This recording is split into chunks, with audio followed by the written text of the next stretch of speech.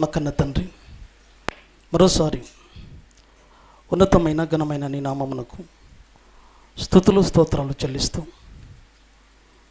దేవా, మహోన్నతమైన నీ మహాసంకల్పంలో మా బ్రతుకులు మా జీవితాలు ముడిపడి ఒక ఉన్నతమైన ఆశయం మీద ఈ లోకానికి అర్థించబడి నీ చిత్తాన్ని నీ సంకల్పాన్ని ఉద్ధరించాలన్న మరొక కార్యక్రమముగా నీ పాదచెంత చేరాము దేవా.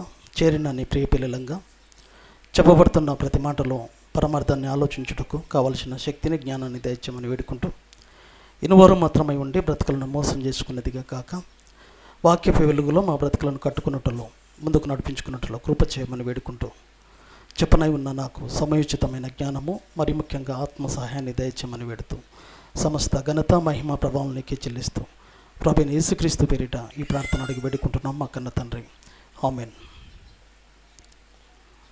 కూడి వచ్చిన ప్రేమైన దేవుని వారలారా,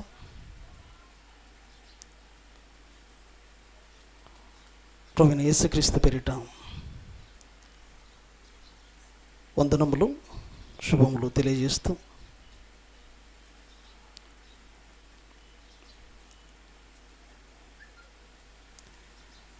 ఈ అవకాశాన్ని మరొకసారి మనకు ఆయుష్ను, ఆరోగ్యాన్ని ఇచ్చి తన పాదచెంతకు నడిపించిన మన కన్న తండ్రి అయిన దేవదేవుడికి ప్రభువైన యేసుక్రీస్తు పేరిట తండ్రి అయిన దేవునికి కృతజ్ఞతాస్తుతులు చెల్లిస్తున్నాను. ప్రియులారా, మరొక అవకాశాన్ని, ఆయుష్ను దయచేసి ఈ రీతిగా మనకు మళ్ళీ అవకాశం ఇచ్చాడు మన తండ్రి. మరి ఈ అవకాశాన్ని సద్వినియోగం చేసుకునే వరంగా, బ్రతుకులను వెలుగుమయం చేసుకునే వరంగా తండ్రి మన నుంచి ఏది ఆశించాడో ఆయన ఉద్దేశాలలోనికి మన బ్రతుకులను ముందుకు నడిపించుకోవాల్సిన అవసరత, బాధ్యత మన మీద ఉంది. మరి తండ్రి మనసు, తండ్రి ఉద్దేశాలు ఏమై ఉన్నవో మరొక అంశముగా మనం ఆలోచిద్దాం. ఈరోజు మనం మాట్లాడుకునబోయే అంశము, వాక్యాన్ని బంధించావా? వాక్యం బంధించబడుతుందా? ప్రియమైన దేవుని వారలారా, తండ్రి అయిన దేవుడు తన మనసును, తన ఉద్దేశాన్ని, తన సంకల్పాన్ని తన పిల్లలైన మనకు తెలియాలన్న ఆలోచనతో, తెలియాలన్న అభిష్టంతో దేవుడు 66 పుస్తకాలతో తన మనసును, తన ఉద్దేశాలను నిక్షిప్తం చేసి మన చేతిలోనికి ప్రవేశపెట్టాడు. ప్రవేశపెట్టబడిన గ్రంథమే, దేవుని మనసే దేవుని వాక్యం. ఈ వాక్యము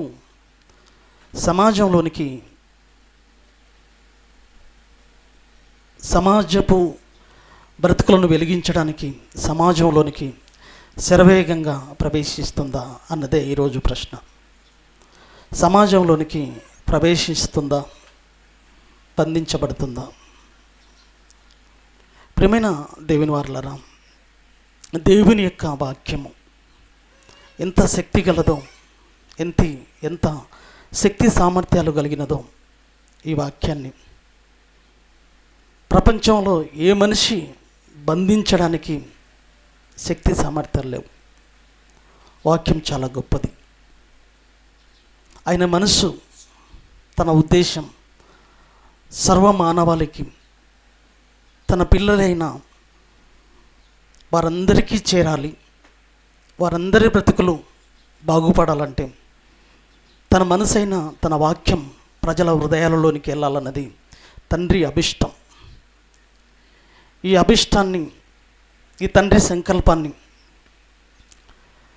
సమాజంలోనికి చేరకుండా, సమాజంలోనికి ప్రవేశింపనీయకుండా అపవాది ఎన్నో ప్రయత్నాలు, ఎన్నో ఎత్తులు వేయడం జరిగింది. దేవుని వాక్యం, దేవుని దగ్గర ఉన్న దేవుని వాక్యం దేవుని దగ్గరనే ఉంచుకోకుండా దేవుడి దగ్గరనే ఉంటే తన బిడ్డల బ్రతుకు, తన బిడ్డల భవిష్యత్తు బాగుండదని ఆ వాక్యాన్ని ఈ లోకంలోనికి ప్రవేశించడం జరిగిందన్నది మీరు చూడాలి. ఈ వాక్యం రాకముందు ఎక్కడున్నది అని మనం చూడగలిగితే యోహాను సువార్త 1వ అధ్యాయము, యోహాను సువార్త, యోహాను గారు రాసిన సువార్త 1వ అధ్యాయము మొదటి అధ్యాయం నుంచి మనం చూడగలిగితే, ఆదియందు వాక్యముండెను, వాక్యము దేవుని యొద్ద ఉండెను. మన చేతిలో ఉన్న వాక్యం ఉంది చూశారు, మన చేతిలో ఉన్న బైబిల్ ఉంది చూశారు, దేవుని మనసు ఉంది చూశారు. ఒకరోజు ఆ వాక్యము దేవుని వద్ద ఉండెను, ఆ వాక్యము దేవుడై ఉండెను. ఆయన ఆదియందు దేవుని యొద్ద ఉండెను. సమస్తము వాక్యం మూలముగా లేదా యేసుక్రీస్తు మూలముగా కలిగెను. కలిగి ఉన్నది ఏది వాక్యం లేకుండా కలగలేదు. ప్రియమైన దేవుని వారలారా, ఒకప్పుడు దేవుని వాక్యం పరలోకంలో ఉన్నది. పరలోకంలో ఉన్న దేవుని వాక్యం పరలోకంలో ఉండడం దేవునికి ఇష్టం లేదు. ఎందుకంటే భూమి మీదకి అది ప్రవేశించాలి. భూమి మీదకి ప్రవేశించి తన మనసు, తన ఉద్దేశాలు తన పిల్లలకు అర్థం కావాలన్నది దేవుని అభిష్టం. తండ్రి అభిష్టమైన దేవుని వాక్యం భూమి మీదకి రావాలన్న ఆయన ఆలోచనలో భాగంగానే 2000 సంవత్సరాల కిందట వాక్యమైన లేదా వాక్యము, పరలోకంలో ఉన్న వాక్యము శరీరాన్ని ధరించుకొని, పరలోకములో దేవుని దగ్గర ఉన్న వాక్యము, ఆ వాక్యము శరీరాన్ని ధరించుకొని భూమి మీదకి రంగప్రవేశం చేసింది 2000 సంవత్సరాల కిందట అన్నది మీరు చూడగలిగితే, యోహాను సువార్త, అదే సువార్తలో యోహాను గారు రాస్తున్నాడు 14వ వచనాన్ని మనం చూడగలిగితే, ఆ వాక్యము శరీరాన్ని ధరించుకొని భూమి మీదకి ప్రవేశించింది చూడండి. ఆ వాక్యము శరీరధారి అయి కృపా సత్య సంపూర్ణుడుగా మన మధ్య నివసించను. ఆలోచించిందా? మన మధ్య నివసించడానికి, మనలో ఉండడానికి, మనతో ఉండడానికి, మనల్ని వెలిగించడానికి ఆ వాక్యము శరీరాన్ని ధరించుకొని భూమి మీదకి ప్రవేశించింది. భూమి మీదకి ప్రవేశించిన వాక్యాన్ని ప్రారంభంలో అపవాది ఎన్నో కుట్రలు కుతంత్రాలు చేసి భూమి మీదకి వచ్చిన యేసుక్రీస్తు ప్రభుల వారిని ఆదిలోనే అణిచివేయాలన్న కుట్రలు కుతంత్రాలు కలిగి హెరోదు రాజును ప్రేరేపించి హెరోదు రాజును వాడుకొని యేసుక్రీస్తు ప్రభుల వారిని బాలుడుగా ఉన్నప్పుడు, ఆ చిన్నప్పుడే 2 సంవత్సరాల వయసులోనే అనేక మగపిల్లలను, మగ బిడ్డలను చంపించింది. కానీ దేవుడు వాక్యాన్ని, యేసుక్రీస్తు ప్రభుల వారిని కాపాడి అపవాది చేతుల నుంచి పడనివ్వకుండా కాపాడాడు. అంటే అపవాది నుంచి దేవుని వాక్యాన్ని బంధించడానికి అపవాదికి శక్తి లేదు. అపవాది ఎన్నో ప్రయత్నాలు, ఎన్నో కుతంత్రాలు చేసింది. ఏ విధంగానైనా దేవుని వాక్యం ప్రజలలోనికి వెళ్ళకూడదు. దేవుని వాక్యం ప్రజలలోనికి వెళితే దేవుని పిల్లలు దైవాలుగా మారిపోతారు, దేవుని పిల్లలుగా మారిపోతారు. ఒక మహోన్నతమైన లోకాన్ని అధిష్ఠించే అవకాశం ఉంది. వాళ్ళ దగ్గరికి వాక్యం చేరకూడదు, చేర్చనివ్వకూడదు అన్న ఎన్నో ప్లాన్లు, ప్రణాళికలు, ప్రయోగాలు చేసింది ప్రియులరా. అయినా విఫలమైంది. అలా హెరోదు ద్వారా యేసుక్రీస్తు ప్రభుల వారిని చిన్నప్పుడే మరి అంతమొందించాలన్న వాడి పన్నాగం పటాపంచలు చేశాడు దేవుడు. ఆ తర్వాత యేసుక్రీస్తు ప్రభుల వారు 30వ ఏట బాప్తిజం తీసుకున్నప్పుడు యేసుక్రీస్తు ప్రభుల వారిని దేవుని ఆలోచన నుంచి తప్పించాలన్న మళ్ళీ ప్లాన్లు అల్లడం ప్రారంభించింది. అలా ఎన్ని ప్లాన్లు, ఎన్ని ప్రణాళికలు అల్లినా యేసుక్రీస్తు ప్రభుల వారు దాని ఎత్తులను చిత్తు చేసేసాడు. వాక్యము సమాజంలోనికి ప్రవేశించింది. అనేకులు దేవుని పిల్లలుగా దేవుని వాక్య వెలుగులోనికి ప్రవేశించడానికి ముందుకొచ్చింది ఆ రోజు సమాజం. దేవుని వాక్యాన్ని బంధించడానికి ఎంతోమంది ఈరోజు మనుషులు ఎన్నో ప్రయత్నాలు, అధికారులు రకరకాలుగా ప్రయత్నాలు, మనుషులు ఎన్నో ఉద్దేశాలు కలిగి బైబిల్ పైన ఎంతోమంది బురద జల్లుతూ బైబిల్ను అణిచివేయాలని, బైబిల్ను ఏదో రూపకంగా భూస్థాపితం చేయాలని ఎంతోమందిని, అధికారులను, మతోన్మాదులను వాడుకొని అపవాది విఫల ప్రయత్నాలు చేశాడు. కానీ విఫలమయ్యాడు. ఎన్నో ప్రయత్నాలు చేశాడు, వాని ప్రయత్నాలన్నీ విఫలమయ్యాయి. ఒకసారి దేవుని వాక్యానికి ఉన్న సామర్థ్యాన్ని మనం చూడగలిగితే ఎంత గొప్పదో, ఎంత శక్తివంతమైనదో ఈ వాక్యం. ఎబ్రీలకు రాసిన పత్రిక 11వ అధ్యాయం.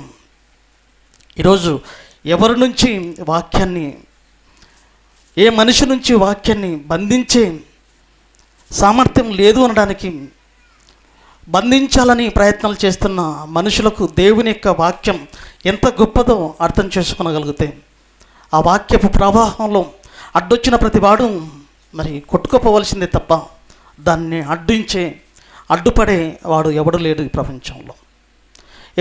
ఎబ్రీలకు రాసిన పత్రిక 11వ అధ్యాయం 3వ వచనం నుంచి. ఎబ్రీలకు రాసిన పత్రిక 11వ అధ్యాయం 3వ వచనం. ప్రపంచములు దేవుని వాక్యము వలన నిర్మాణమునై ఉన్నాయి. దేవుని వాక్యము వలన ప్రపంచంలో నిర్మాణమై ఉన్నాయి. ఈ ప్రపంచములు ఉన్నాయి చూశారు. ఈ సకల చరచర సృష్టి ఉంది చూశారు. ఈ సృష్టి దేవుని వాక్యం వలన సృజించబడింది. కలిగి ఉన్నది ఏది వాక్యం లేకుండా కలగలేదు. ప్రేమైన దేవుని వారలారా, ఈరోజు మనం కనబడుతున్న ఈ సృష్టిని చూశారు.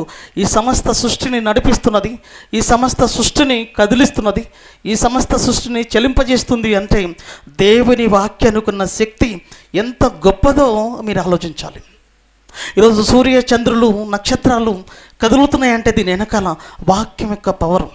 ఈరోజు భూమి తిరుగుతుంది, గంటకు 1,11,600 కిలోమీటర్ల వేగంతో తిరుగుతుందంటే దీని వెనకాల దేవుని మాట, దేవుని వాక్కు, దేవుని వాక్యం. ప్రియమైన దేవుని వారలారా, ఇదో ఈ సమస్త సృష్టిని నిర్మించి ఈ సమస్త సృష్టిని వేగంగా ఏం చేస్తుందో తెలుసా?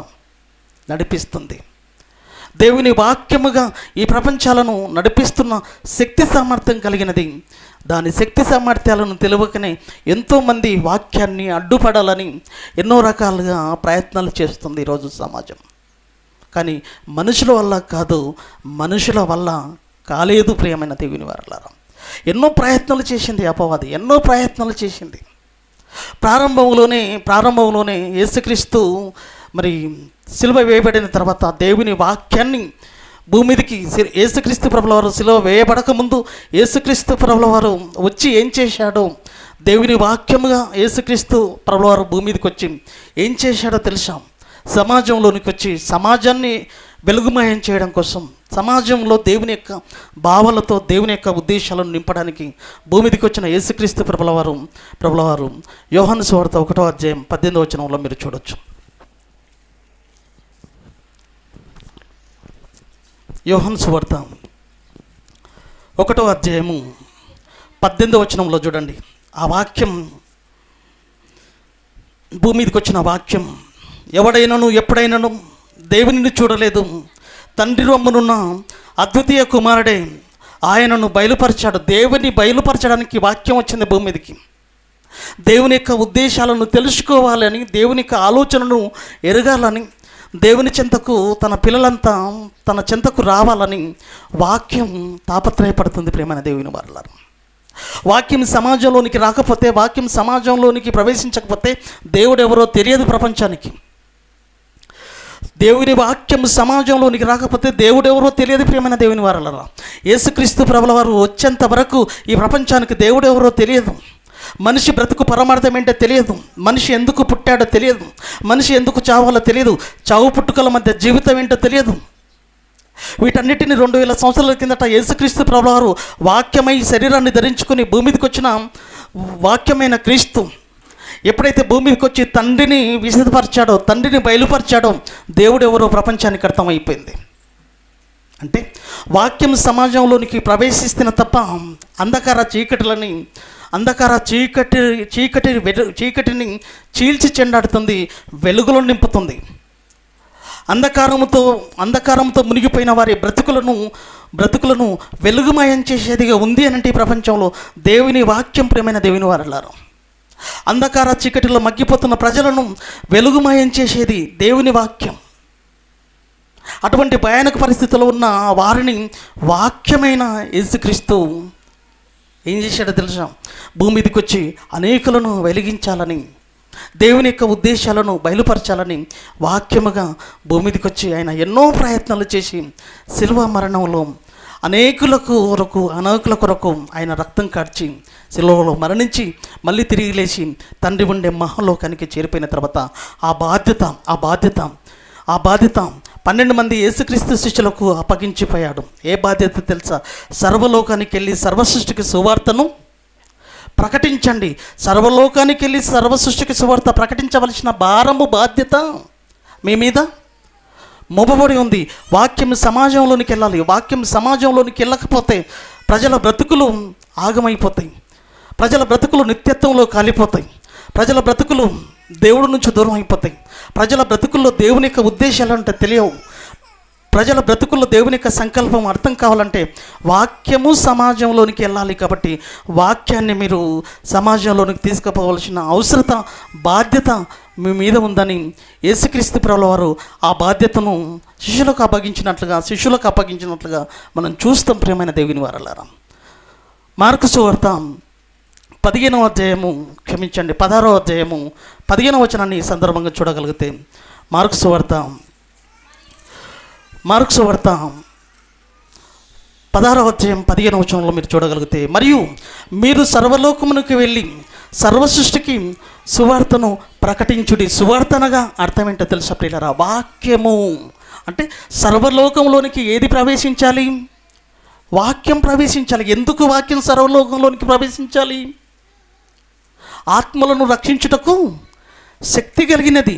ఏంటి? వాక్యము.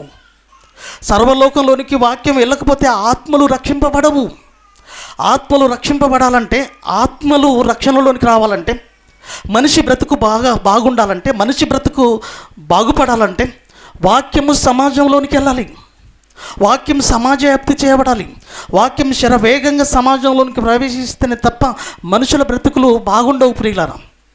అందుకోసం యేసుక్రీస్తు ప్రభుల వారు అతి ప్రాముఖ్యమైన బాధ్యత యేసుక్రీస్తు శిష్యుల మీద మోపి ఆయన పరమునకు చేర్చబడ్డాడు. ఆ భారాన్ని, ఆ బాధ్యతను యేసుక్రీస్తు శిష్యులు తన భుజస్కంధముల మీద వేసుకొని వాక్యాన్ని లోకంలోనికి ప్రకటించడం మొదలుపెట్టారండి. వాక్యాన్ని ఎప్పుడైతే సర్వలోకంలోనికి తీసుకుపోవడానికి వాళ్ళు బయలుదేరారో, అపవాది ఎన్నో ప్రయత్నాలు చేసి ఎంతోమంది అధికారుల చేత వాక్యాన్ని బంధించాలని ఎన్నో శతవిధాల ప్రయత్నాలు మళ్ళీ యేసుక్రీస్తు శిష్యులలోనికి, అంటే యేసుక్రీస్తు శిష్యులు సువార్తను ప్రకటించడానికి వెళ్ళినప్పుడు అనేక అధికారుల ద్వారా ఆటంకాన్ని పరిచేటట్లుగా చేశాడండి. ఒక మహత్తరమైన కార్యం ఇది, ఒక మహోన్నతమైన సంకల్పం ఇది. దేవుని మాటల చేత మనుషుల బ్రతుకులు బాగుపడాలని దేవుడు సంకల్పిస్తే, ఒక శత్రువు, అపవాది, విరోధి దేవుని వాక్యాన్ని సమాజంలోనికి వెళ్లకుండా ఎలాంటి పన్నాగాలు, ఎలాంటి కుట్రలు, ప్రయత్నాలు చేస్తున్నాడో మీరు ఆలోచించండి ప్రియమైన దేవుని వారలారా. దేవుని వాక్యం సమాజంలోనికి రాకపోతే బ్రతుకులు ఆగమైపోతాయి, బ్రతుకులు కాలిపోతాయి ప్రియమైన దేవుని వారలారా. వాక్యం మనకు దూరం ఉన్నంతసేపు మన బ్రతుకులు బాగుండవు ప్రియులారా. మన బ్రతుకులు బాగుండాలంటే దేవుని వాక్యం చేత మన బ్రతుకులను కట్టుకుంటేనే తప్ప, దేవుని వాక్యపు వెలుగులో మన బ్రతుకులు ఉంటేనే తప్ప జీవితం బాగుండదు. జీవితం బాగుండాలంటే మన బ్రతుకులు వాక్యములో మన బ్రతుకులు ఉండాలి. వాక్యములో ఉండాలంటే వాక్యము మనకు ప్రకటింపబడాలి. వాక్యమే ప్రకటింపబడకుండా ఉంటే తన పిల్లలు తనకు కాకుండా నిత్య శిక్షలోనికి వెళ్తారన్న ఒక ఆలోచనతోన శిష్యులను కూడా వాక్యాన్ని ప్రకటించనీయకుండా ఎన్నెన్నో మరి పన్నాగాలు అధికారుల చేత మరి ప్రయత్నాలు చేయించింది. ఆ మాటను కూడా మీరు చూడగలిగితే అపొస్తలుల కార్యం 4వ అధ్యాయము, అపొస్తలుల కార్యం 4వ అధ్యాయము 1వ వచనాన్ని చూడండి ప్రియులారా.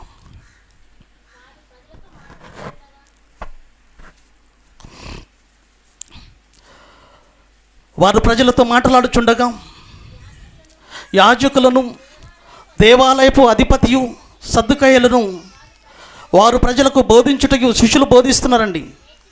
యేసును బట్టి మృతుల నుండి పునరుత్థానము కలుగునని ప్రకటించుటయు చూచి ఏమైపోయినారు, చాలామంది అధికారులు, యాజకులు కలవరపడిపోయారండి. కలవరపడడానికి కారణం ఏంటో తెలుసా?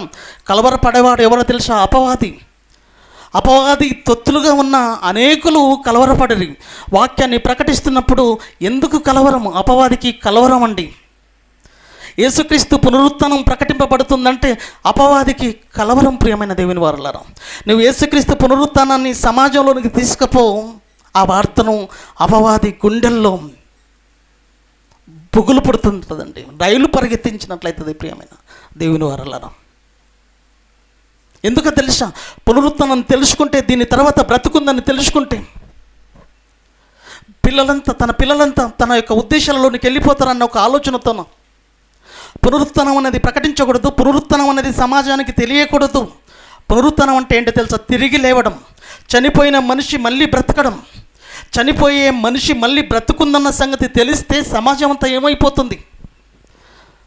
సమాజం అంతా దేవుని పాదాల దగ్గరికి చేరుకుంటుందన్న ఒక ఆలోచనతో, కుట్రతో అపవాది ఏం చేసింది తెలుసా? ఆనాడు అనేక అధికారులను వాడుకున్నది. ప్రియులారా, చూసారా?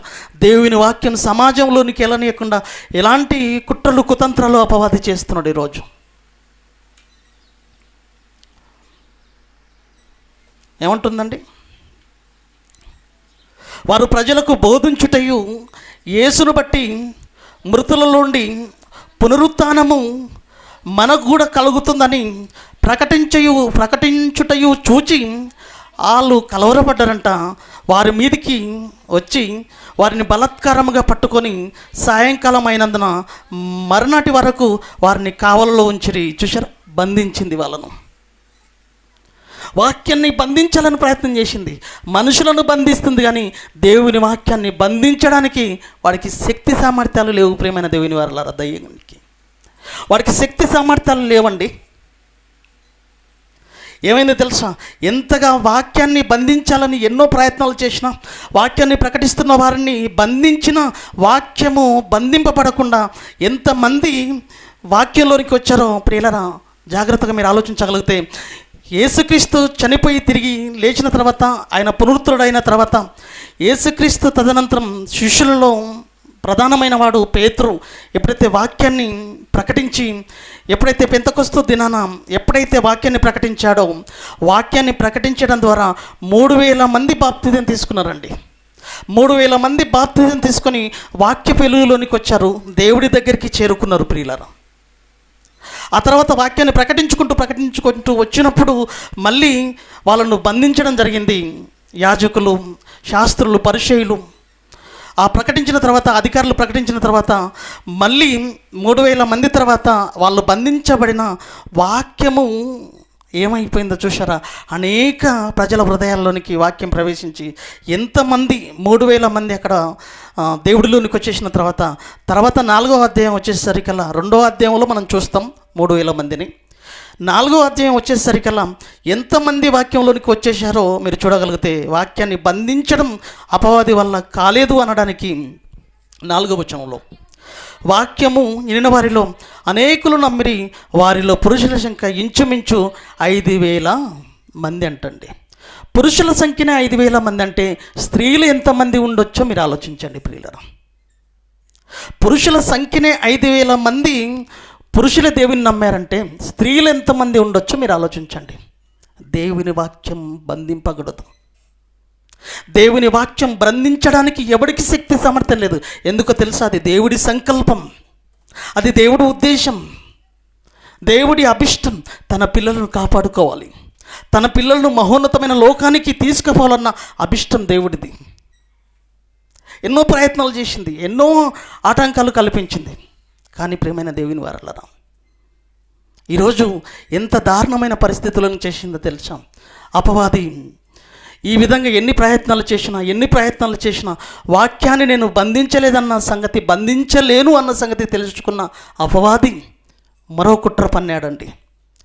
వాక్యాన్ని నేను బంధించలేను, వాక్యం బంధించడం నా వల్ల కాదు అన్న సంగతి ఎప్పుడైతే అర్థమయ్యిందో అపవాదికి, ఇప్పుడు ఎలా వాడుకోవాలి, ఎలాంటి అస్త్రాన్ని ప్రయోగించాలని వాడు పూనుకున్నాడు తెలుసా? ఇలా లాభం లేదు, వాక్యాన్ని నేను బంధించలేను. తన శిష్యులను బంధించిన కూడా వాక్యము బంధించబడుతుందా అంటే ప్రియులరా చూద్దాం. అదొక మాట కూడా చూద్దాం. పేతురు అపొస్తల కార్యంలో పెంతెకొస్తు పండుగ దినమునండి పేతురు ప్రసంగిస్తున్నప్పుడు మరి పేతురును మరి చెరసాలలో బంధిస్తారండి. 3వ వచనం నుంచి చూడండి అమ్మ. 10వ అధ్యాయము 4వ వచనం, 12వ అధ్యాయం,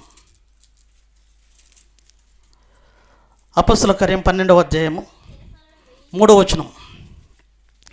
ఇది యూదులకు ఇష్టమైన కార్యమని తెలుసుకొని పేతురును కూడా పట్టుకొనెను. ఆ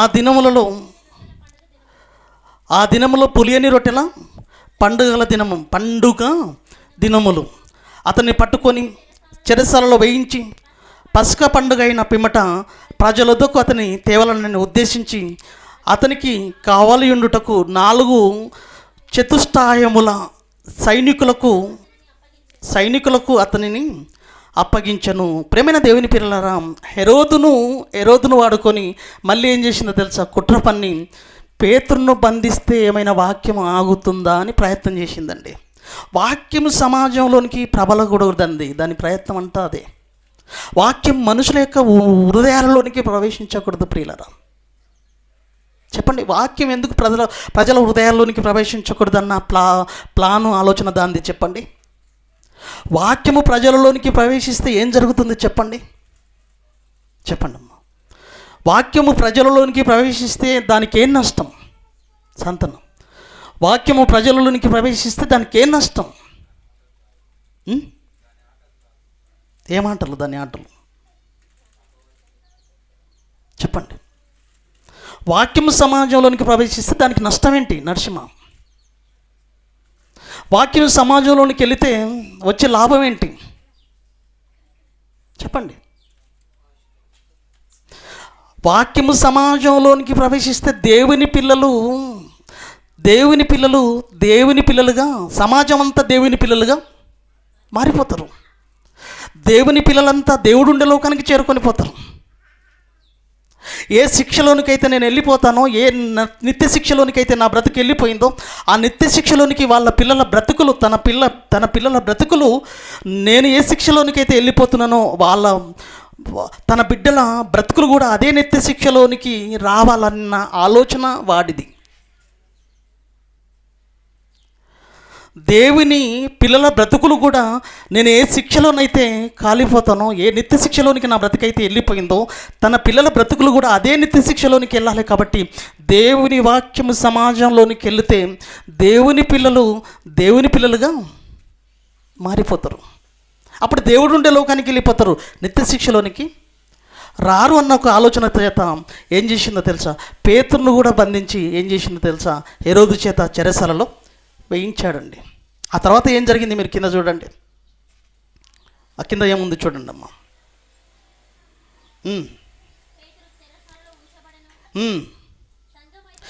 సంఘమైతే అతని కొరకు అత్యాసక్తితో దేవునికి ప్రార్థన చేయుచుండెను. చూసారా, సంఘము ఎప్పుడైతే అత్యాసక్తితో ప్రార్థన చేసిండ్రో దేవుడు పేతురుని విడిపించాడు, మళ్ళీ సమాజంలోనికి తీసుకొచ్చాడండి. చెరసాలలో ఉండలేదండి. చెరసాలలో వాళ్ళను బంధించిన వాక్యము మాత్రం సమాజంలోనికి ఏదో రూపకంగా దేవుడు తీసుకొస్తూనే ఉన్నాడండి.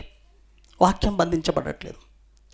ఒకనొక సందర్భంలో మనం చూడగలిగితే తిమోతికి రాసిన రెండో పత్రిక, తిమోతికి రాసిన రెండో పత్రిక. మాట్లాడొద్దమ్మా. తిమోతికి రాసిన రెండో పత్రిక 2వ అధ్యాయం 9వ వచనం. తిమోతి రాసిన రెండో పత్రిక 2వ అధ్యాయము 9వ వచనం. నేను నేరస్తుడనై ఉన్నట్టు ఆ సువార్త విషయమై సంకెళ్లతో బంధింపబడి శ్రమపడుచున్నను, అయినను దేవుని వాక్యము బంధింపబడి ఉండలేదు. వాటి వండర్ఫుల్ మాట అండి. అసలు మళ్ళీ చదువుతున్నాను చూడండి. నేను నేరస్తుడైనను నేను బంధింపబడినను. ఇనాలి నరసింహ, చూడాలి వాక్యాన్ని, అందరూ చూడాలి వాక్యాన్ని. నేను నేరస్తుడనై ఉన్నను, ఆ సువార్త విషయమై సంఖ్యలతో నేను బంధింపబడి శ్రమపడుచున్నను, అయినను దేవుని వాక్యము బంధింపబడి ఉండలేదు. దేవుని వాక్యం బంధింపబడలేదు. నా చేతులకు సంఖ్యలు వేయబడ్డామేమో కానీ దేవుని వాక్యానికి సంఖ్యలు వేయబడలేదు. నేను చెరసాలలో ఉన్నాను, కానీ చెరసాలలో ఉన్న నేను ఏం చేశానో తెలుసా? నా నోటికి పని చెప్పాను.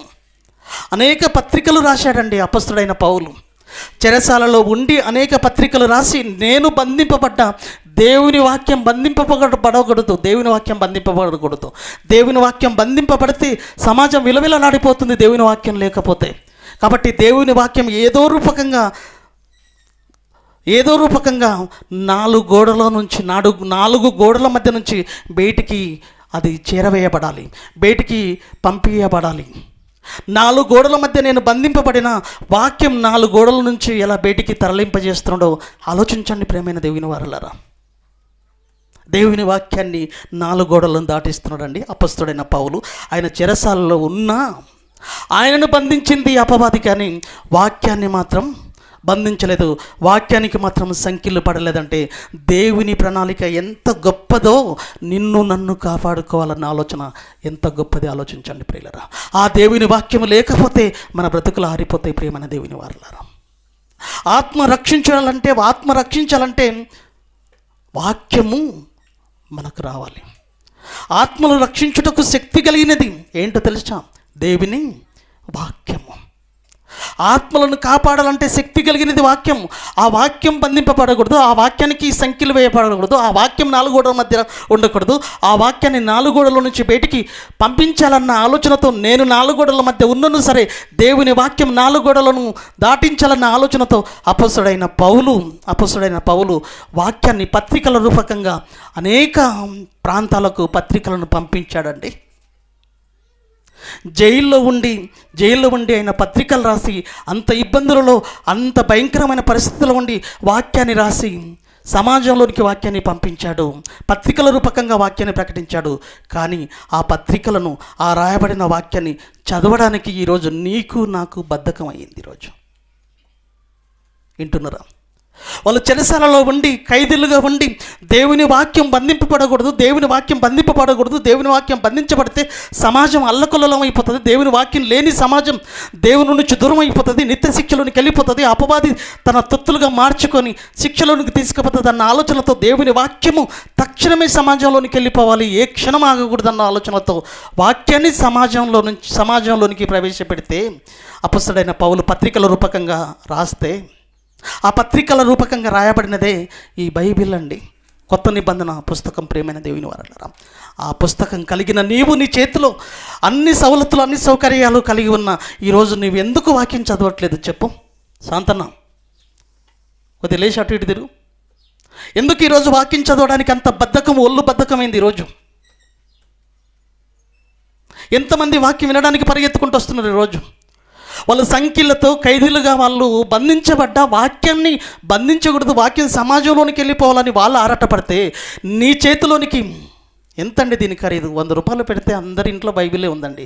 అందరి ఇంట్లో బైబిల్ ఉన్న వాక్యం ఎందుకు చదవలేకపోతున్నావు? ఏ ఇబ్బంది ఉంది నీకు? ఏ సమస్య ఉంది? ఏ ఆటంకం ఉంది? ఒక్క పేపర్ చదవడానికి, ఒక్క పేజీ చదవడానికి, ఒక అధ్యాయం చదవడానికి నీకు ఇంత ఆటంకం, ఇంత బద్ధకమా? నీకేమర్థమైంది దేవుడి మనసు? ఈరోజు నీ బాధ్యత ఏంటి?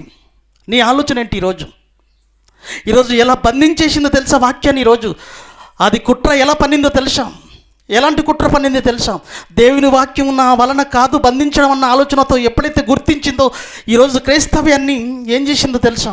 క్రైస్తవంలోనికి క్రీస్తు సంఘం కట్టబడిన తర్వాత 25 సంవత్సరాలు గడవక ముందే సంఘంలోనికి దుష్టుడు ప్రవేశించాడు. ఇంకా ఇలా అయితే నా పన్నాగం పన్నదు అన్న ఆలోచనతో సంఘంలోనికి ప్రవేశించి సంఘంలో ఉన్న సభ్యులను వాడుకోవడం మొదలుపెట్టిందండి.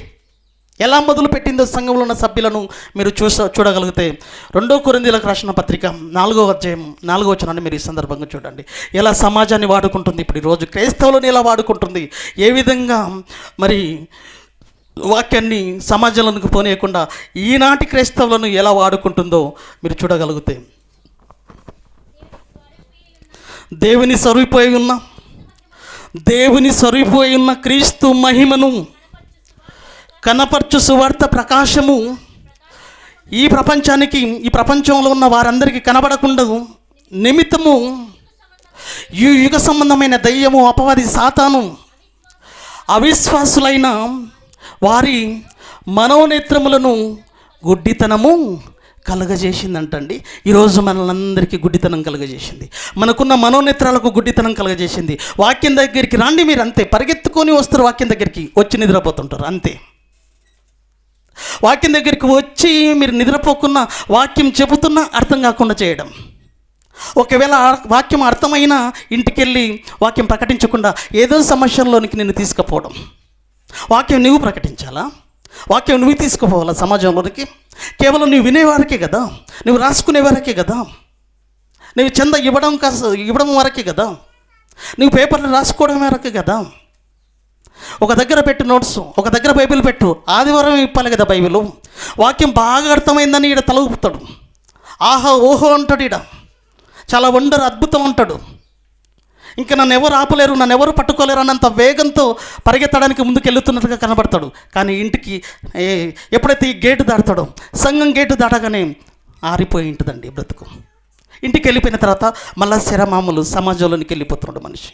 ఎన్ని అంశాలు వినలేదు చెప్పండి, ఎన్ని వాక్యాలు వినలేదు చెప్పండి, ఎన్ని సంవత్సరాలు అయింది చెప్పండి బాప్తిజంలోనికి వచ్చి మీరు బాప్తిజం తీసుకొని దేవుడిలో పుట్టి ఇన్ని రోజుల నుంచి ఒక్కడికైనా వాక్యాన్ని తీసుకుపోయారా మీరు? వాక్యం మీ చేత బంధించబడుతుంది, మీరు సమాజంలోనికి తీసుకుపోతలేరు. ఇన్ని సంవత్సరాల కాలంలో ఒక్కడిని దేవుని పాదాల ముందుకు నడిపించాను, ఒక్కడికైనా నేను వాక్యాన్ని సమాజంలోనికి తీసుకుపోయానని చెప్పు. నీకు నిజంగా ధైర్యం ఉంటే గుండెల మీద చేతులు వేసుకొని చెప్పు. ఒక్కనికి వాక్యాన్ని ప్రకటించాను చెప్పడానికి నీకు గుండెలు ఉన్నాయా? ఏమండి, మళ్ళీ పేపర్లు చూద్దామా, మళ్ళీ డైరీలు చూద్దామా? ఎన్నో డైరీలు, ఇన్ని డైరీలు, 10 కొద్ది డైరీలు రాసి మూల పెట్టింటారు. ఏంటి లాభం, ఏంటి ప్రయోజనం? అలా పన్నాగం పన్ని ఈరోజు విశ్వాసులైన, ఈరోజు సంఘంలోనికి ప్రవేశిస్తున్న అనేకులను అవిశ్వాసులుగా మార్చేసి అనేకుల మనోనేత్రాలకు గుడ్డితనం కలగజేసింది.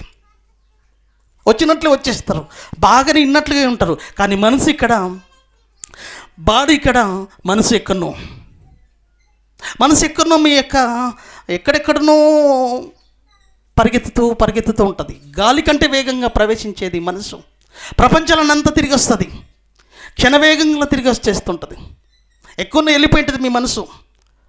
మీ పనులు ఉన్నాయి కదా బయట, ఎక్కడెక్కడో మీరు చేయబోయే పనులు ఉన్నాయి కదా, ఈ వాక్యం వదిలిపెట్టిన మరుక్షణమే వాటి అంతటా అది తిరిగి వస్తుంది, అది గాలించేస్తుంది. మీరు లేకపోయినా అది చూసుకోవట్లేదా? అది తిరిగి వస్తలేదా? ఇప్పుడు ఈ విధంగా పట్టి దేవుని వాక్యాన్ని బంధించాలన్న ఒక ఆలోచన పండిందండి ఇప్పుడు నిజంగా ఆలోచిస్తే.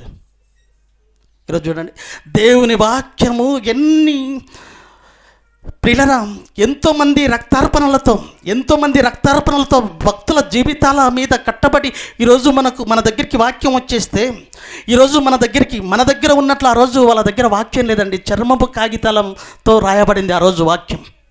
మొదటి శతాబ్దంలో మనలాంటి బైబిల్ లేదండి, వాళ్ళకు చర్మపు చుట్టల మీద రాయబడింది. ఈరోజు మన దగ్గర ఒక పత్రిక ఉంటే సంకిరెడ్డిపల్లిలో ఒక పత్రిక ఉంటే వనపర్తిలో ఒక పత్రిక, అమెరికాలో ఒక పత్రిక, అమెరికాలో ఆదికాండం ఉంటే ఆస్ట్రేలియాలో,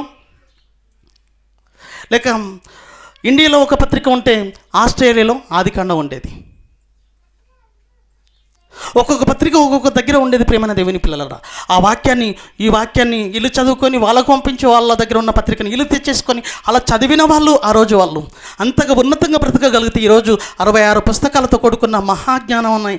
దేవుని మనసు నిక్షిప్తమై 66 పుస్తకాలతో మన చేతిలో మన ముందు ఉంటే ఈ వాక్యాన్ని పట్టుకున్న నీవు ఈరోజు దేవుని మనసు తెలుసుకునేయకుండా, ఒకవేళ దేవుని మనసు తెలుసుకున్న నీలోనే భద్రపరచుకొని నీలో ఉంచుకొని సమాజంలోనికి వెళ్ళనీయకుండా ఈరోజు నీ కాళ్ళకు బేడిలేసేసింది. ఆలోచించండి ప్రియులరా, నీ కాళ్ళకు బేడిలేసింది, నీ కాళ్ళకు బండలు వేసింది. ఈరోజు దేవుని వాక్యానికి అడ్డుబండలు వేసేసింది. ఈరోజు ఎన్నో సమస్యలు, ఎన్నో పరిస్థితులు నీ ముందు పెట్టింది, ఎన్నో పరిస్థితులను ముందుకు తీసుకొచ్చింది. ఈరోజు ఉన్నదానితో తృప్తి పడలేక, ఉన్నదానితో నీ బ్రతుకును ముందుకు నడిపించలేక, లేని వాటి కోసం ఆలోచనలు పడి అప్పులు ఆమ్దాని అంటూ రకరకాలుగా పరిస్థితుల్లోనికి నీవు వెళ్ళి దేవుని వాక్యానికి టైం ఇవ్వలేనంత పరిస్థితుల్లో నీవు బిజీ అయిపోయావు. ఈరోజు ఏమంటే దేవుని వాక్యానికి రాగలుగుతారంటే రాలేమన్నా, మాకు అప్పులు చాలా ఉన్నాయి, ఆ వడ్డీ కట్టాలి, ఈ వడ్డీ కట్టాలి, ఈ చిట్టి కట్టాలి, ఆ చిట్టి కట్టాలి, నేను చేయాలి, నా పెళ్ళం చేయాలి, నేను చేయాలి, నా పిల్లలు చేయాలి. అందరూ చేసినా కూడా సరిపోదు, అందరూ వాక్యానికి రాకుండా. చూసారా ఏది ప్రాముఖ్యమైపోయింది ఈరోజు?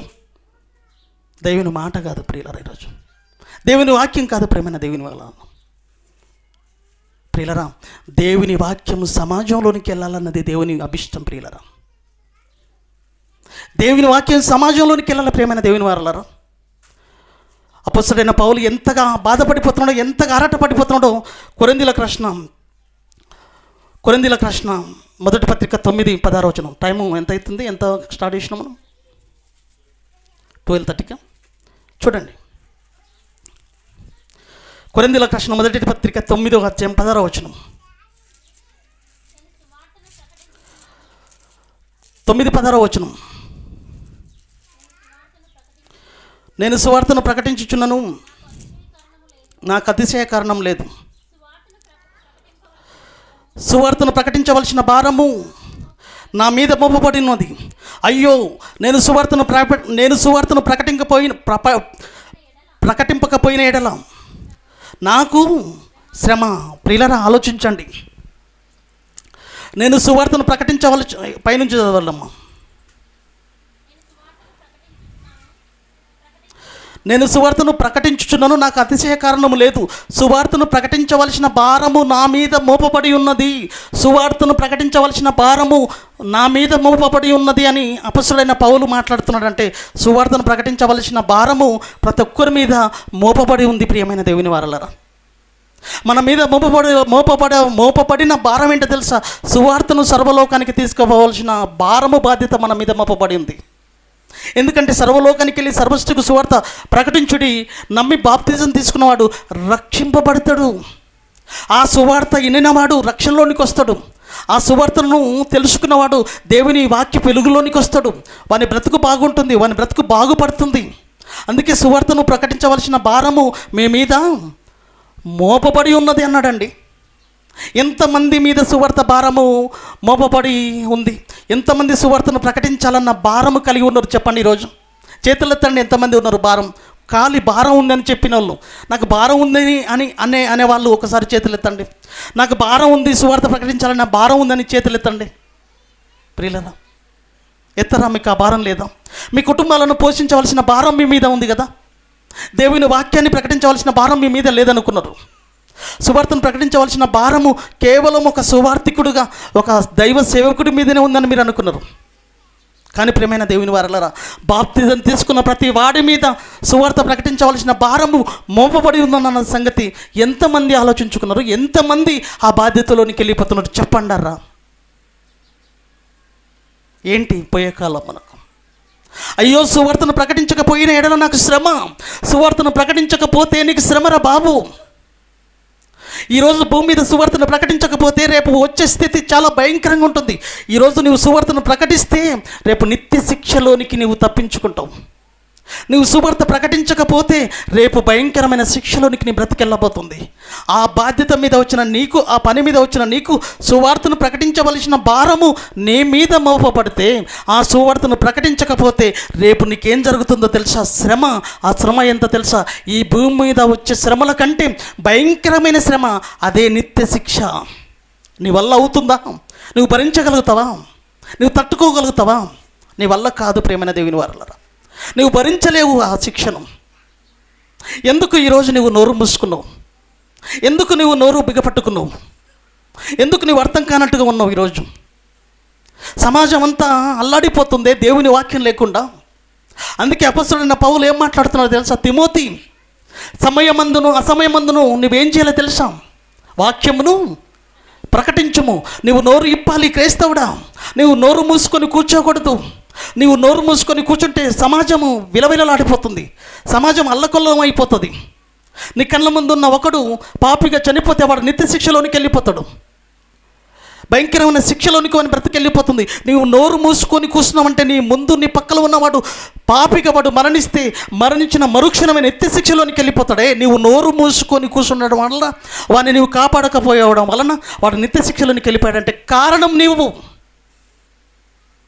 నోరు తెరవాలి. సమయమందున అసమయమందున సమయ సందర్భాలు లేవు. మీరేంటండి సమయాలను పెట్టుకున్నారు? ఒక సమయాన్ని అంటూ పెట్టుకొని వాక్యాన్ని ప్రకటించడానికి ఒక సమయం లేదు, సందర్భం లేదు. అన్ని వేళల వాక్యాన్ని ప్రకటించవలసిన క్రైస్తవుడు ఈరోజు 4 గోడల మధ్యన భజన చేసే భక్తుడుగా మారిపోయాడు. ఈరోజు చూసారా క్రైస్తవులను ఎలా మనోనేత్రాల గుడ్డితనం కలగజేసి ఎలాంటి ఆచారాలతో, కట్టుబాట్లతో, ఎలాంటి సిద్ధాంతాలతో, డినామినేషన్లతో ఈరోజు 3000 శాఖలుగా 20,000 సంస్థలుగా చీల్చి చెండాడుతుంది అపవాది. 3 పువ్వులు 6 కాయలుగా విరజిల్లుతున్న ఈరోజు అపవాది ఆలోచనలు పండాయి ఈరోజు క్రైస్తవులలో. ఎంత దారుణమైన పరిస్థితి, ఎంత దారుణమైన పరిస్థితి. అపొస్తలుల కార్యం ఆ రోజు భక్తుల జీవితాలను చూద్దాం. అపొస్తలుల కార్యం 16వ అధ్యాయం.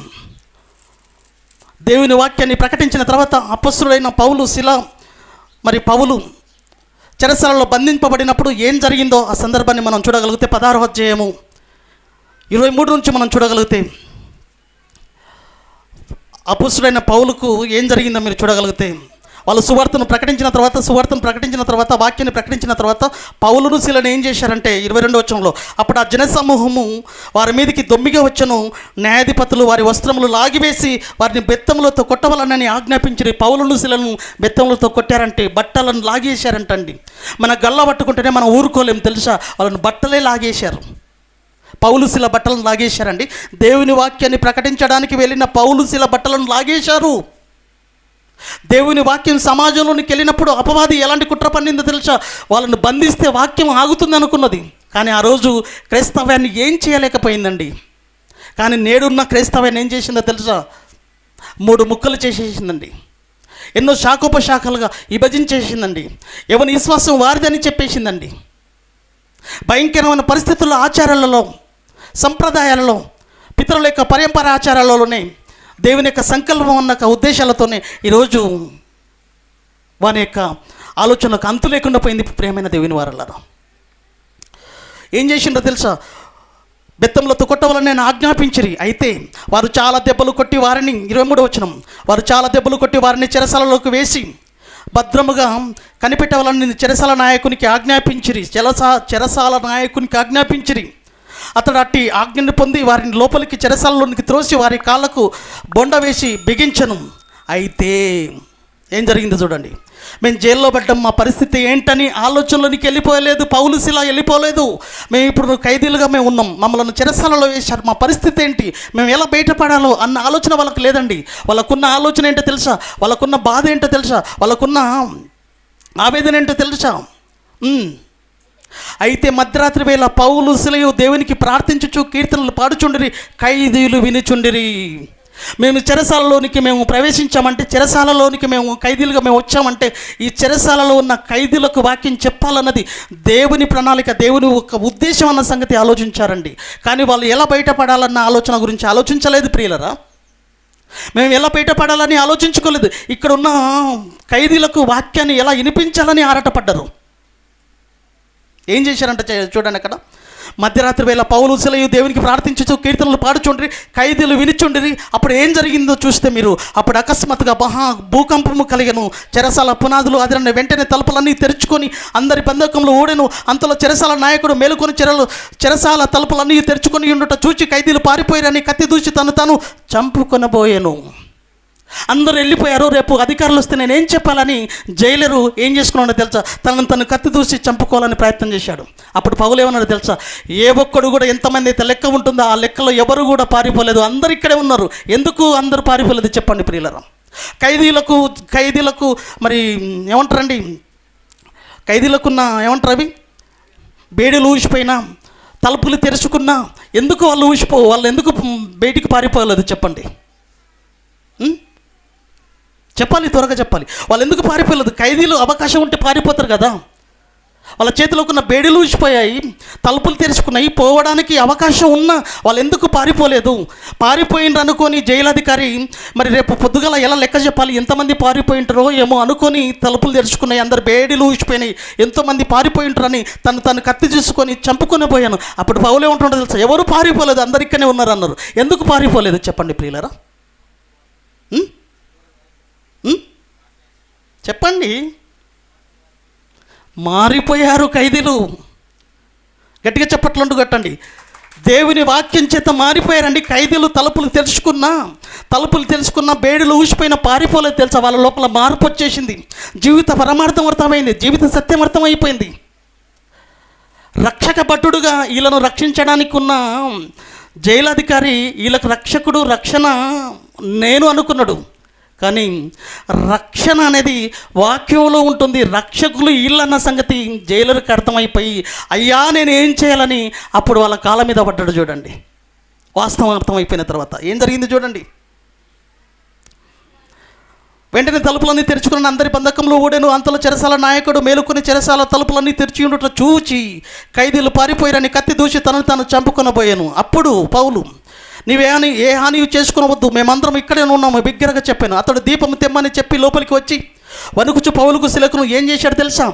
సాగిలపడి వారిని ఎలుపలికి తీసుకుని వచ్చి, అయ్యలారా, రక్షణ పొందుటకు నేనేమి చేయవాలనని అందుకు వారు ప్రభువైన యేసునందు విశ్వాసం ఉంచుము, అప్పుడు నీవు నీ ఇంటి వారు రక్షణ పొందురని చెప్పి అతనికి తన ఇంటన్న వారందరికీ దేవుని వాక్యము బోధించి ఆ రాత్రి ఆ గడియలోనే అతడు వారిని తీసుకుని వచ్చి వారి గాయములు కడిగిన వెంటనే అతని ఇంటి వారందరూ బాప్తిజం.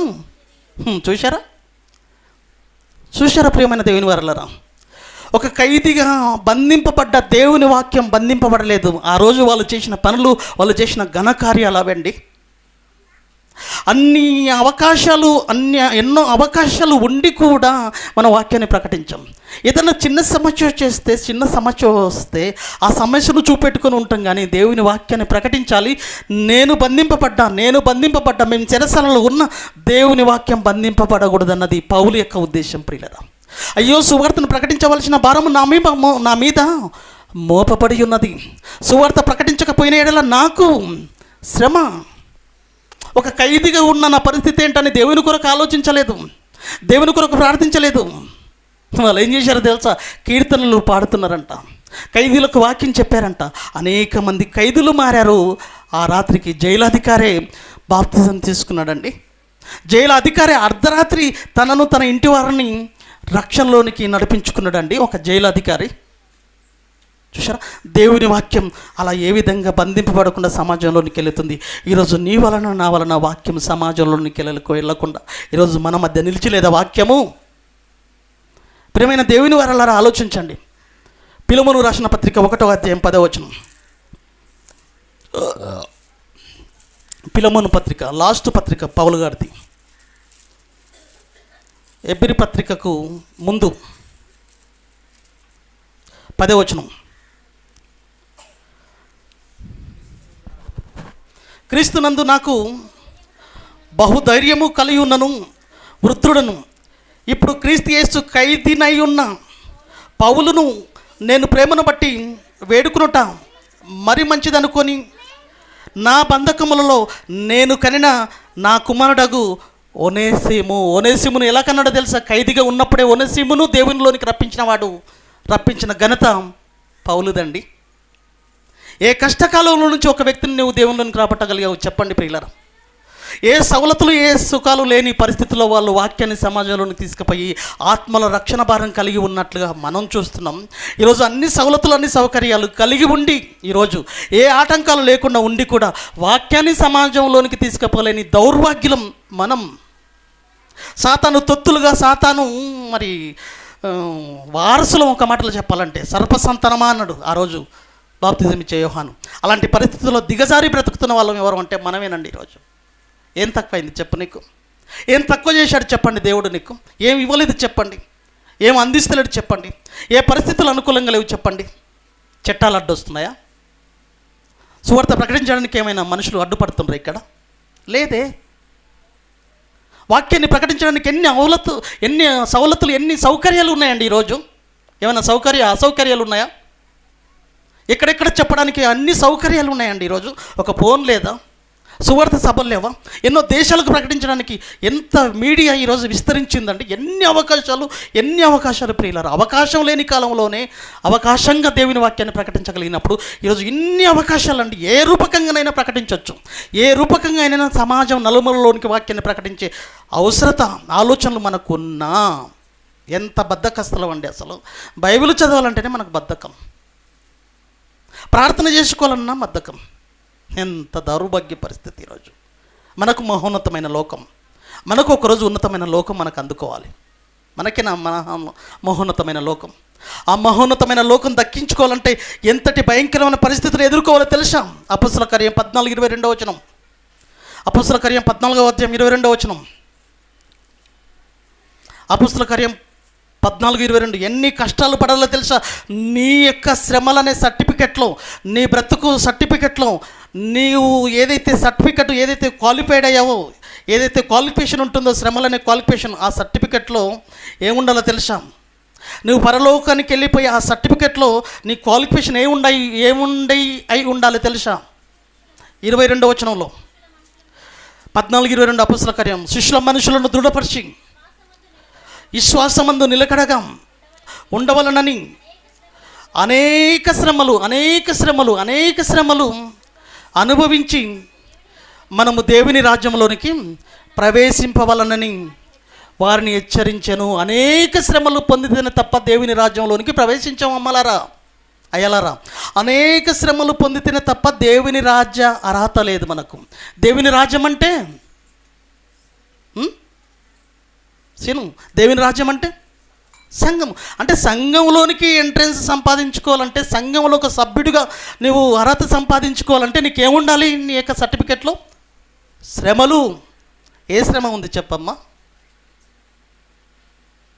నేను దేవుని సంఘంలో నేను ఇన్ని శ్రమలు పడ్డాను, ఇన్ని కష్టాలు పడ్డాను, ఇన్ని కన్నీళ్ళు నేను ధారపోషాను నా దేవుడి కోసం సువార్తను ప్రకటించుటలో అని చెప్పడానికి ఏవేవి శ్రమలు నీ బ్రతుకులో ఉన్నాయి చెప్పు. ఒకసారి ఏళ్ళ మీద లెక్క పెట్టుకుందామా? ఇది ఈ బాధ ఏమున్నాయండి? నీ భార్య పిల్లల కోసం కష్టపడ్డా ఎన్నో ఉన్నాయి. కానీ దేవుడి కోసం కష్టపడినాయి ఏవి లేవు. శూన్య. ఏదో నీకు కలిగిన దాంట్లో ఇంత తెచ్చి ఇస్తున్నావు అంతే. కానీ దేవుడి కోసమే అని నీ బ్రతుక, దేవుడి కోసమే నా బ్రతుకు తాకట్టు పెట్టడం కోసమని నేను పనిచేసి ఆ పని కష్టాన్ని నా తండ్రి కోసం నేను తెచ్చి పెడుతున్నాను. నేను తినకున్నా నా దేవుడి పని జరగాలి, నా దేవుడి పని ఘనంగా జరగాలి, నా దేవుని పని ఉన్నతంగా జరగాలి, నా దేవుని పని ఆకాశం ఎంత ఎత్తులో చూపించాలని నువ్వు నిలబడగలుగుతున్నావా? నీ కష్టాన్ని ధారపోస్తున్నావా? వద్దు. నాకు ఉంటేనే, నాకు అనుకూలంగా ఉంటేనే అన్నీ, అప్పుడు దేవుడికి. లేదంటే వద్దు. పరిస్థితులు బాగలేవు చెప్పాలి, బాగా చెప్పాలి. అట్లనే చూడండి ప్రేమైన దేవుని వారలారా, ఇంతటి భయంకరమైన పరిస్థితులు ఈరోజు. కానీ ప్రేమైన దేవుని వారలారా, దేవుని వాక్యం ఆగకూడదు ప్రియులారా. దేవుని వాక్యం సమాజంలోనికి వెళ్ళాలి. దేవుని వాక్యం సమాజంలోనికి వెళుతుంది తప్ప దేవుని పిల్లలు రక్షింపబడతారు. దేవుని నుండి మహోన్నతమైన లోకానికి వాళ్ళు నడిపించబడాలంటే మనమంతా కదలాలి, మనమంతా కథను తొక్కాలి, మనమంతా నడిపించాలి. సువార్త ప్రకటించడంలో మన వంతు సహాయాన్ని మనం అందించాలి. ఎందుకంటే దేవుడు మనకిచ్చిన ఆదరణ, మనకిచ్చిన గొప్ప ఆధిక్యతను ఒకసారి మనం చూడగలిగితే మనల్ని ఎవడు ఎదిరించగలుగుతాడు చెప్పండి? మనం చేత పట్టుకుంటే, సువార్తను చేత పట్టుకుంటే మనల్ని ఎవడు ఆపగలుగుతాడు చెప్పండి? ఎందుకు నీవు ఆగావు? ఎందుకు నాలుగు మధ్య నలిగిపోతున్నావు? ఎందుకు నువ్వు దేవుని యొక్క ఆలోచన అర్థం చేసుకోలేకపోతున్నావు? దేవుని యొక్క ఉద్దేశాలను పసిగట్టలేకపోతున్నావు? సాతాను యొక్క తంత్రాలను నువ్వు ఎందుకు ఎరగలేకపోతున్నావు? వారి యొక్క తంత్రాలలో ఇదొకటి నన్ను ఈ విధంగా కట్టిపడేసింది, నా కాళ్ళకు బేడీలేసింది, ఈరోజు నన్ను నాలుగు గోడల మధ్య బందికానంగా చేసేసి దేవుని వాక్యం అర్థమైన నేను వాక్యాన్ని ప్రకటించలేని దయనీయ పరిస్థితులు ఉండడానికి కారణం, కారకుడు వాడే. వీటన్నిటిని తలదన్ని దేవుని వాక్యాన్ని సమాజంలోనికి తీసుకుపోవాలనే దూకుడు ఎందుకు ప్రదర్శించలేవు నువ్వు? 21 లూకాసు వార్త 21:15 ముగించుకుందాం. లూకాసు వార్త 21:15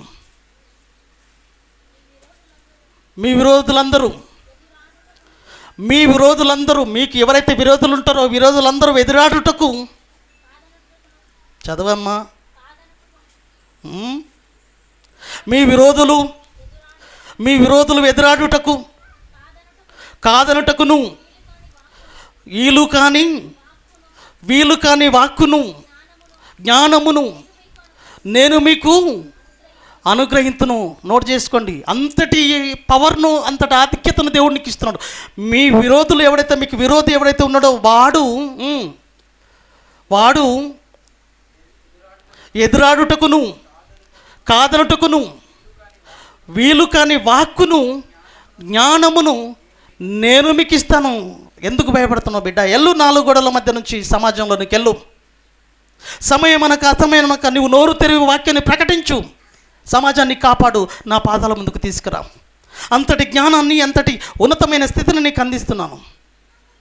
ఆ రోజున్న సమాజం ఎలా దేవుని వాక్యాన్ని తీర్చిదిద్దిందో ఒకసారి మనం చూడగలిగితే తెస్సలోనికలకు రాసిన 2వ పత్రిక 3వ అధ్యాయం 1వ వచనాన్ని సందర్భంగా చూడండి. తెస్సలోనికలకు రాసిన పత్రిక 3వ అధ్యాయం 1వ వచనం. 2వ పత్రిక తెస్సలోనికలకు రాసిన 2వ పత్రిక 3వ అధ్యాయం 1వ వచనం. తుదకు సహోదరుల, మీరు జరుగుచున్న ప్రకారము ప్రభు వాక్యము శీఘ్రముగా వ్యాపించి మహిమపరచబడు నిమిత్తము. చూశారా? తుదకు సహోదరుల, మీలో జరుగుచున్న ప్రకారము ప్రభు వాక్యము శీఘ్రముగా వ్యాపించి అన్న దగ్గర ఏముందో చూడండి. పరిగెత్తి, అంటే దేవుని వాక్యం సమాజంలో పరిగెత్తాలి, శీఘ్రముగా పరిగెత్తాలి. దేవుని వాక్యం శీఘ్రముగా పరిగెత్తి మహిమపరచబడు నిమిత్తము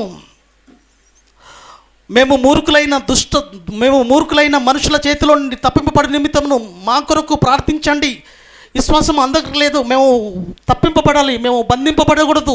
దేవుని వాక్యం శీఘ్రముగా వ్యాప్తి చెందాలి, సమాజంలోనికి వెళ్ళాలి, శీఘ్రముగా సమాజంలోనికి వెళ్ళాలి. దాన్ని ఏమాత్రము అడ్డుపడకూడదు, దానికి ఏమాత్రం అడ్డంకులు ఏర్పరచకూడదు. అపొస్తలుల కార్యం 6-7 వచనంలో,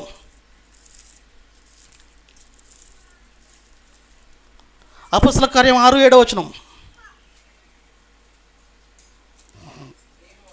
ఆ రోజు చూడండి ఎలా విస్తరించిందో దేవుని వాక్యం. దేవుని వాక్యము ప్రబలమై శిష్యుల సంఖ్య యెరూషలేములో బహుగా విస్తరించెను, మరియు యాజకులు అనేకులు విశ్వాసమునకు లోబడిరి. చూడండి ప్రియులారా, దేవుని వాక్యం ప్రబలమై శిష్యుల సంఖ్య యెరూషలేములో బహుగా విస్తరించెను. మన దగ్గర, మన చుట్టుముట్టు చూడండి ఎంత విస్తరించిందో. ఈ చర్చి పట్టట్లేదు. మీరందరు నిలబడితే కష్టం అంటారా చెప్పండి ప్రియులారా? మీరందరూ నడుము కడితే, మీరందరూ వాక్యం కోసం నిలబడగలిగితే నిజంగా దేవుని సమాజాన్ని దేవుని పాదాల ముందుకు నడిపించడంలో పెద్ద కష్టం కాదు ప్రియమైన దేవుని వారలారా. మనకు కావలసిన శక్తిని, మనకు కావలసిన జ్ఞానాన్ని దేవుడు మనకు అనుగ్రహించినా దానిని ఉపయోగించుకోలేని వాళ్ళం, దౌర్భాగ్యులం మనం. దయనీయ పరిస్థితి మనది ఈరోజు. ప్రకృతిలో ఉన్న ప్రతి సంపదను ప్రతి క్షణం దోచుకోవడం మన పని, సర్వసుఖాలు అనుభవించడం మన పని, సర్వ సంపదలను దోచుకోవడం మన పని. కానీ దేవుని యొక్క సంకల్పానికి రుణస్థులముగా ఉండవలసింది పోయి కృతజ్ఞతాభావం కలిగి ఉండవలసిన వారమై దేవుడిచ్చిన ఈ ప్రతిదీ దోచుకోవడం పనిగా పెట్టుకున్నాం. అడ్డం పుట్టాం మనం, తినడానికి పుట్టాం, మనం సుఖపడడానికి పుట్టాం. ప్రపంచ పరిస్థితి ఘోష మనకు అర్థం కాదు. మనం బాగుంటే చాలు, మన పిల్లలు బాగుంటే చాలు. ఏంటండి బ్రతుకిది? ఇలాంటి బ్రతుకు ఎంతవరకు సబబు అంటారు చెప్పండి? ఇలాంటి బ్రతుకు ఎంతవరకు సబబు అంటారు? దేవుని వాక్యాన్ని కలిగి, దేవుని వాక్యాన్ని తెలుసుకొని, దేవుని యొక్క ఉద్దేశాలను ఎరిగి, దేవుని వాక్యం అనే మందు, ఆత్మలను కాపాడే శక్తి కలిగిన వాక్యం అనే మందు మీ దగ్గర ఉంచుకొని ఎందుకు ఆత్మల దగ్గరికి ఆ మందు అనే వాక్యాన్ని తీసుకుపోవట్లేదు మీరు? ఆత్మలను రక్షించడం శక్తి కలిగిన మందు మీ దగ్గర పెట్టుకొని ఎందుకు ఆత్మ రోగంతో అల్లాడిపోతున్న సమాజాన్ని కాపాడడానికి నువ్వు ఎందుకు ముందుకెళ్ళట్లేదు ఆ మందుని తీసుకొని? చెప్పండి ప్రియులరా. పరలోకం కావాలా మనకు? ఏం చేసామని ఇవాళ చెప్పండి. నీకు పరలోకం రాదన్నోళ్ళు చేతులు ఎత్తండి. పరలోకం రాదన్నోళ్ళు చేతులు ఎత్తండి. పరలోకం వస్తుందని చేతులు ఎత్తండి. రెండు లేవా? న్యూట్రల్గా ఉంటాం. రాదన్నోళ్ళు లేరు, వస్తుందన్నోళ్ళు లేరు. మరి ఎందుకు? ఎచ్చగానైనాను చల్లగానైనాను ఉండక నులువెచ్చని జీవితం ఉండద్దు. అదే మన బ్రతుకు. ఏం చేసావని వస్తుంది నీకు, ఏం చేసావని వస్తుంది నీకు.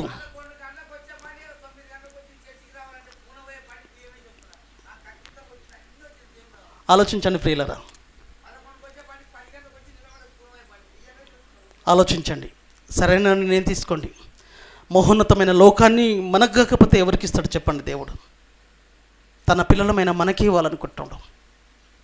మహోన్నతమైన లోకాన్ని మనం చేరుకొని ఆ మహోన్నతమైన లోకం వైపు మనం పరిగెత్తాలంటే, మహోన్నతమైన లోకాన్ని అధిష్ఠించాలంటే మనం చేయవలసిన బాధ్యతలను మనం విస్మరించకుండా సర్వలోకానికి వెళ్ళి సర్వసృష్టికి సువార్తను ప్రకటిద్దాం. ఏం భారం అండి? నా కాడి ఏమన్నాడండి? నా కాడి సులువైనది, నా భారము. అంతేనా? కరెక్టేనా? కరెక్టే మాట్లాడుతుండ్రు. 11:28 మత్తయి సువార్త చూడండి.